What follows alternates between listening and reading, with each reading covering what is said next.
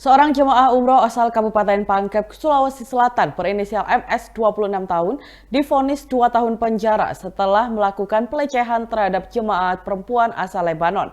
Vonis penjara dan denda Rp50.000 atau setara 200 juta rupiah itu diberikan pengadilan Arab Saudi kepada pelaku yang terjadi pada saat tawaf di Mekah.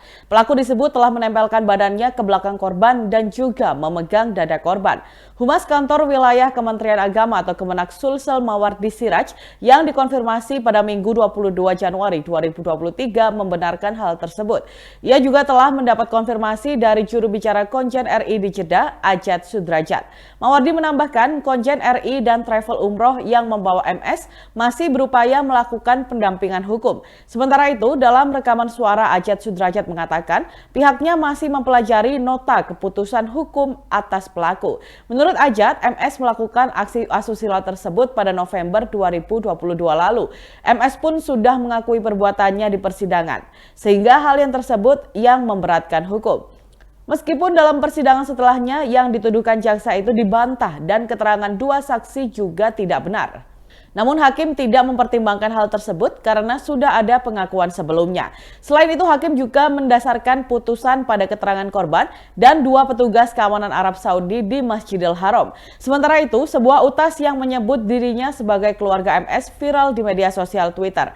Utas yang dibuat pada Sabtu 21 Januari ini membeberkan kronologi saat MS dituding melakukan pelecehan seksual terhadap wanita asal Lebanon.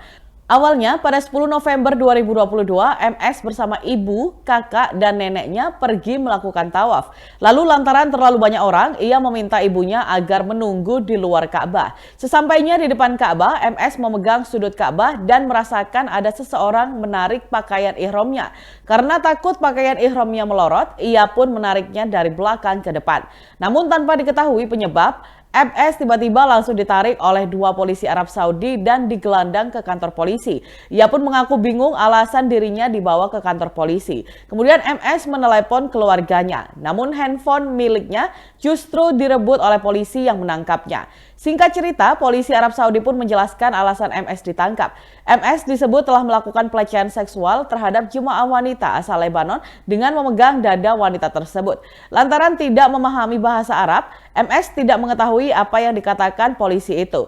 Tidak pahamnya dirinya akan bahasa Arab justru dibalas dengan pukulan oleh polisi. Imbas penangkapan tersebut, kini MS pun telah menjalani persidangan di Arab Saudi dan divonis 2 tahun penjara. Akun tersebut menuliskan bahwa tidak ada bukti satupun yang dihadirkan selama persidangan.